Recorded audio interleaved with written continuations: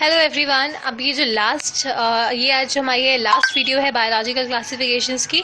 तो आज हम लोग इसके बारे में पढ़ते हैं। जो पहला टॉपिक है वो है किंगडम प्लांटाe। किंगडम प्लांटाe में basically first point is it includes all eukaryotic chlorophyll containing organism called plants. Basically ये जो इंक्लूड करता है जितने भी यूकैरियोटिक क्लोरोफिल कंटेनिंग ऑर्गेनिजम्स हैं वो हमारे किंगडम प्लांटाe में आते हैं। ठीक है, लेकिन कुछ मेंबर्स ऐसे हैं जो ऑटोट्रॉफिक नहीं है, हेटेरोट्रॉफिक है। For example insectivorous plants and are parasites.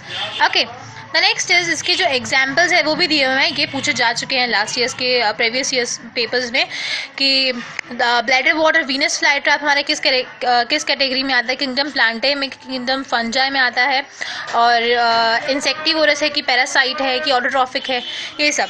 तो ब्लैडर वॉट और वीनस फ्लाईट्रैप हमारे इंसेक्टिवोरस प्लांट्स है बेसिकली, और जो कसकटा है वो हमारा पैरासाइट है। ठीक है, the next is the third point is the plant cells have an eukaryotic structure with prominent chloroplast and cell wall which are mainly made up of cellulose। ये चीज़ इंपॉर्टेंट है कि जो प्लांट सेल्स हैं हमारे वो उनका जो स्ट्रक्चर होता है बेसिकली कैसा होता है, यूकैरियोटिक। ये ध्यान रखना, यूकैरियोटिक स्ट्रक्चर होता है जिसमें क्लोरोप्लास्ट एडेड होते हैं लीव्स में, और सेल वॉल जो है बेसिकली किससे बनी होती है, सेल्यूलोज से। और जो प्लांटाe हमारा किंगडम प्लांटाe है वो इंक्लूड करता है ये 5 topics, that is algae, bryophytes, pteridophytes, gymnosperms and angiosperms. और ये जो पूरे टॉपिक्स है बेसिकली हम लोग किंगडम प्लांटाe में पढ़ेंगे। अभी बस इसके नाम आप याद रखिएगा जो आगे काम आएंगे बेसिकली। और द नेक्स्ट थिंग जो एनसीईआरटी में इसके बिहाफ पे बोली गई है कि जो हमारी लाइफ साइकिल है प्लांट की वो 2 फेजेस में होती है। एक है diploid sporophytic stage, the next is haploid gametophytic stage. ठीक है, और ये जो दोनों हैं आपस में ऑल्टरनेट होती रहती हैं। जैसे पहले स्पोरोफाइट बना, स्पोरोफाइट से गैमेटोफाइट, गैमेटोफाइट से फिर ऑल्टरनेट होके स्पोरोफाइट। ये जो है बेसिकली ऑल्टरनेट होती रहती है जो दोनों जनरेशंस है आपस में। ठीक है, और गैमेटोफाइट जिसमें गैमेट्स प्रेजेंट होते हैं, स्पोरोफाइट मतलब एक पूरा एक अच्छा खासा प्लांट हमारा। ठीक है, तो आगे बढ़ते हैं किंगडम एनिमेलिया की तरफ। ओके, तो बात करते हैं किंगडम एनिमेलिया की तरफ। बेसिकली किंगडम एनिमेलिया जो हम इसमें पढ़ रहे हैं बहुत छोटे से उसमें दिखाया गया है कॉन्सेप्ट इसका, और लेकिन जो किंगडम एनिमेलिया एक्चुअल में हम लोग पढ़ेंगे वो इम्पॉर्टेंट टॉपिक है, वो हम वास्ट कैटेगरी में पढ़ेंगे चैप्टर नंबर 4 में। तो अभी हम लोग पहले किंगडम एनिमेलिया की छोटे से जो कैरेक्टरिस्टिक दिखाया हुआ है बायोलॉजिकल क्लासिफिकेशन में वो पढ़ते हैं। फर्स्ट है कि characterised by heterotrophic eukaryotic multi cellular organism whose cells lack cell walls. इसका जो कैरेक्टराइजेशन है वो क्या है कि basically heterotrophic eukaryotic multi cellular organisms होते हैं जिनकी जो सेल वॉल्स है वो क्या नाम है, सेल्स है जिनके वो सेल वॉल से सराउंडेड नहीं होते हैं। द नेक्स्ट इज डायरेक्टली और इनडायरेक्टली डिपेंड करते हैं प्लांट्स पे फॉर देयर फूड। और the next is ingest their food in an internal cavity and store it in the form of glycogen और अ फैट। बेसिकली जो food ingest करते हैं, जो खाते हैं इंटरनल कैविटी में स्टोर करते हैं in the form of glycogen या फिर फैट। ओके, जो स्टार्च यूज़ होता है वो प्लांट्स के लिए यूज़ होता है, ग्लाइकोजन जो यूज़ होता है वो एनिमल्स के लिए यूज़ होता है, ये मैं पहले बता चुकी हूँ। The next is mode of nutrition जो होगा वो होगा holozoic by injection of food. जो खाना खाते हैं थ्रू दी फूड पाइप जो ईसोफेगस से होकर गुजरता है वो हमारा होलोजॉइक मोड ऑफ न्यूट्रिशन है। Most of them are capable of locomotion. जो किंगडम एनिमेलिया के ज़्यादातर जो ऑर्गेनिजम्स हैं वो लोकोमोशन कर सकते हैं, मतलब कि मूवमेंट कर सकते हैं बेसिकली। द नेक्स्ट इज जो किंगडम एनिमेलिया या मैमल्स जितने भी एनिमल्स हैं वो उनका जो मोड ऑफ रिप्रोडक्शन है वो कैसा है, सेक्शुअल रिप्रोडक्शन इनमें होता है। अब हम लोग बात करेंगे वायरसेस, वायराइड्स एंड लिचेंस के बारे में। ओके, तो पहला हम लोग वायरसेस के बारे में पढ़ते हैं। वायरसेस बेसिकली हमारे नॉट ट्रूली लिविंग ऑर्गेनिजम्स में आते हैं। तो नॉट ट्रूली लिविंग का मतलब क्या है? ट्रूली लिविंग बेसिकली अगर हम लोग देखें तो हम लोग ट्रूली लिविंग उन चीज़ों को मानते हैं जो कि सेल स्ट्रक्चर से बनी हो, एक छोटे से सेल से बनी हो। और ये जो है वायरसेस है हमारे वो नॉन सेलुलर ऑर्गेनिजम्स हैं, इस वजह से हम इसको नॉट ट्रूली लिविंग कह सकते हैं।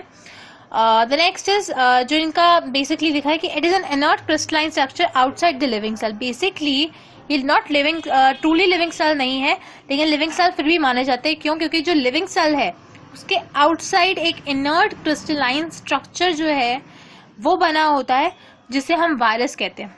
ओके, तो आगे बढ़ते हैं इसकी तरफ। ओके, जो वायरस है, अब वायरस का बेसिकली नेम क्या है, मीनिंग क्या है इसका, किसने इसका नाम दिया, तो उसकी तरफ बढ़ते हैं। तो वायरस जो बेसिकली एक विनोमिनस पॉइजनस फ्लूइड है। बेसिकली विनोमिनस या पॉइजनस मतलब कि जहरीला टाइप, ठीक है, एक जहरीला पदार्थ टाइप है जो कि चाहे एनिमल्स में हो या प्लांट्स में हो, दोनों को ही अफेक्ट करता है। और ये जो नेम था बेसिकली जो दिया गया था वो दिया गया था पास्टर डीजे इवानोस्की इन 1892। ठीक है, ये चीज़ ध्यान में रखना, पास्टर डीजे इवानोस्की ने दिया था ये जो नाम था वायरस का 1892 में, जब उन्होंने अपनी स्टडीज की काफ़ी प्लांट्स के ऊपर, बेसिकली इसका जो टोबैको प्लांट था उसके ऊपर स्टडी की गई थी। तो इसका एक एग्जाम्पल दिया हुआ है, mosaic diseases of tobacco microbes recognise the result is they were found to be smaller than the bacteria because they passed through the bacteria proof filters. Okay, तो पहले क्या किया गया, टोबैको प्लांट जो था उसको रिकॉग्नाइज किया गया, इसके जो माइक्रोब्स हैं उनको जो क्या नाम है डिसीज माइक्रोब्स जो होते हैं, मतलब जिसकी वजह से जो डिसीज हुई है, पहले उनको रिकॉग्नाइज किया कि कौन कौन से ऑर्गेनिजम्स हो सकते हैं, कौन कौन से माइक्रोब्स हो सकते हैं जिसकी वजह से मुझे डिसीजेस हुई है टोबैको में। तो जब उन्होंने बहुत सारे एक्सपेरिमेंट्स किए, उसके बाद जो कंक्लूजन निकला, जो रिजल्ट निकला, वो निकला कि जो ये माइक्रोब्स थे वो बैक्टीरिया से भी छोटे थे, कि वो जो बैक्टीरिया प्रूफ फिल्टर्स होते हैं उससे भी पास हो गए। तो फिर देखा गया, फिर जो नेक्स्ट उस पर कंक्लूड किया गया आगे रिजल्ट, उसको आगे जब उन्होंने एक्सपेरिमेंट्स किए तो जो MW बिजरनेक थे, उन्होंने कहा said that the infected plants of tobacco can cause infection in healthy plants and call the fluid as contagium vivum fluidum. तो जो MW बिजरनेक एक मतलब क्या नाम है, बोटानिस्ट थे मेरे ख्याल से, तो उन्होंने क्या कहा कि जो इन्फेक्टेड प्लांट है टोबैको का मोसैक वायरस से, उससे क्या होगा कि जो इन्फेक्शन बाकी जो हेल्दी प्लांट्स हैं उनमें भी क्रिएट कर देगा। किससे करेगा, एक फ्लूइड पास होती है जो जिस फ्लूइड का उन्होंने नाम दिया कंटाजियम विवियम फ्लूइडम, जो कि जिसमें वायरस बेसिकली प्रेजेंट थे एज अ फ्लूइड। तो उसकी वजह से जो हेल्दी प्लांट्स थे उनमें भी इन्फेक्शन आगे हो सकता है। ये बेसिकली इतना इंपॉर्टेंट नहीं है, बट एज अ NCERT में दिया हुआ है तो मैं वो समझा रही हूँ। तो नेक्स्ट इज WM स्टैनली ने जो कहा, virus can be crystallise and crystals are made up largely of proteins. जो वायरस हैं वो बेसिकली क्रिस्टलाइज किए जा सकते हैं, और जो क्रिस्टल्स हैं किससे, ये जो क्रिस्टल्स है बने किससे हैं, largely made up of proteins. ठीक है, तो इनके ऊपर कोई भी एंटीबॉडीज तो बेसिकली नहीं, किस तरह के भी मतलब स्प्रेज वगैरह काम नहीं कर सकते। तो वायरसेस कंटेन जेनेटिक मटेरियल, और एक चीज़ और, क्योंकि ये प्रोटीन से बने हुए हैं तो इस वजह से प्रोटीन से बने हुए हैं तो इनके पास कुछ ना कुछ जेनेटिक मटेरियल भी होगा, ये चीज़ हमें पता है। तो वायरसेस कंटेन जेनेटिक मटेरियल, जो बेसिकली जो वायरसेस हैं हमारे वो जेनेटिक मटेरियल कंटेन करते हैं, चाहे वो RNA हो चाहे वो DNA हो। ठीक है, और RNA means single stranded, DNA means double stranded. जो वायरसेस है it is a nucleo protein and genetic material is infectious. जो बेसिकली वायरसेस है हमारा, वो हमारा एक न्यूक्लियो प्रोटीन है जिसका जो जेनेटिक मटेरियल है वो इन्फेक्शियस होता है, इन्फेक्शियस कॉजिंग होता है, इन्फेक्शन कॉजिंग होता है। और न्यूक्लियो प्रोटीन क्या होता है, अब यहाँ पे क्वेश्चन उठता है कि न्यूक्लियो प्रोटीन क्या है। बेसिकली ये वो प्रोटीन है जो कि स्ट्रक्चरली एसोसिएटेड होता है, जुड़ा हुआ होता है न्यूक्लिक एसिड से। वो हमारा जो इसका एग्जाम्पल है DNA या फिर RNA। ठीक है, तो इसका जो बेसिकली जो एक तरह का न्यूक्लियो प्रोटीन है, एक तरह का DNA या फिर RNA है, जिसका जो जेनेटिक मटेरियल है वो कैसा है, इन्फेक्शियस, मतलब कि इन्फेक्शन कॉजिंग। ओके, तो आगे बढ़ते हैं। और एक चीज़ और, ये अनुमान लगाया गया कि कहा गया कि जो वायरसेस जो प्लांट्स में पाए जाते हैं उनमें क्या प्रेजेंट होता है, RNA, सिंगल स्ट्रैंडेड RNA। और जो वायरसेस एनिमल्स में पाए जाते हैं उनमें RNA भी हो सकता है, DNA भी प्रेजेंट हो सकता है, ये डिपेंड करता है। ठीक है, और दूसरा जो नेक्स्ट पॉइंट है बैक्टीरियोफेज, ये इंपॉर्टेंट है कि बैक्टीरियल वायरसेस को बैक्टीरियोफेज कहा जाता है। ऐसे वायरसेस जो बैक्टीरिया को भी नहीं छोड़ते, बैक्टीरिया को भी इन्फेक्ट कर देते हैं, उन्हें हम क्या कहते हैं, बैक्टीरियोफेज या फिर बैक्टीरियल वायरसेस। ओके, बैक्टीरियोफेज जो बेसिकली है उनमें क्या प्रेजेंट होता है, DNA वायरसेस प्रेजेंट होते हैं, और इस वजह से इनको बैक्टीरियोफेज कहा जाता है, इनका जो नाम है।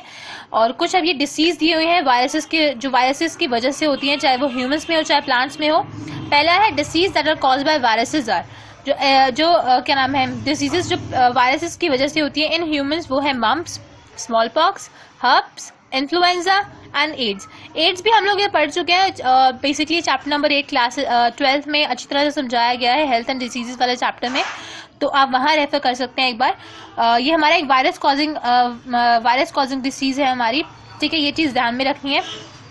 और अगर जैसे कई बार एक लास्ट क्वेश्चन था मैंने जो NCERT प्रीवियस ईयर्स पेपर्स में ये देखा कि मतलब उसमें था कि जो वायरस, इसमें से वायरस डिसीज आपको बताने की कौन सी है, इसमें चार वो दिए थे, मम्प्स, कॉलेरा, टेटनस और एक और था मतलब सिट्रस कैंकर मान लीजिए, वो भी एक बैक्टीरियल डिसीज है ना बेसिकली। तो क्या नाम है, ये सब दिए हुए थे और इसमें मम्प्स जो था वो राइट था। तो आपको ये पता होना चाहिए कि कौन सी डिसीज वायरल है, कौन सी बैक्टीरियल है, ठीक है, ये चीज़ समझ में आनी चाहिए।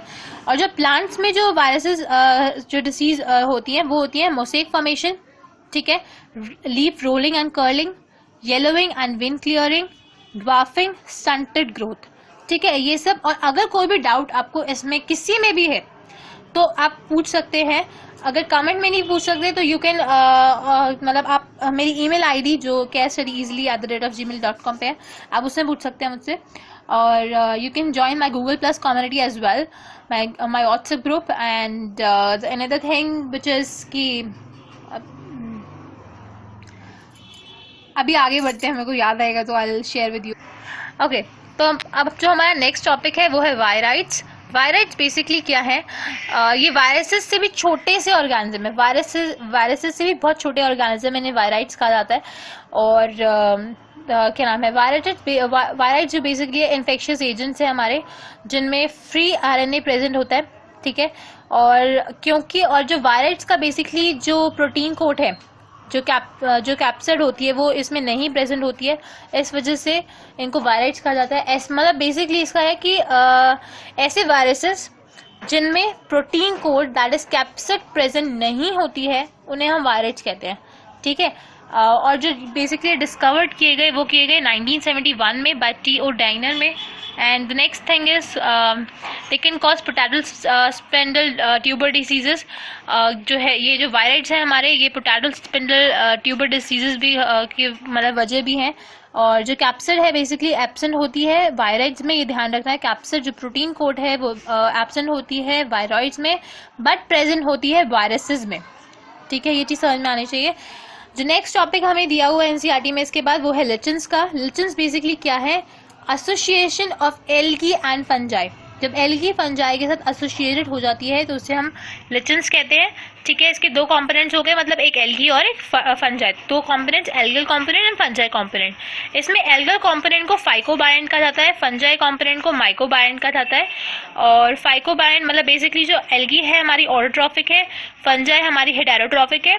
और बेसिकली एल्गी जो इसमें किस तरह से काम करती है, एल्गी और फंजाई जब आपस में एसोसिएटेड है, आपस में ग्रुप्ड है, तो एक तरह का क्या काम करते हैं, एक दूसरे को सपोर्ट करते हैं। एल्गी जो है वो फंजाई की हेल्प करता है इन प्रोवाइडिंग फूड, एंड जो फंजाई है वो हेल्प करती है शेल्टर प्रोवाइड करवाने में या फिर मिनरल न्यूट्रिएंट्स प्रोवाइड करवाने में।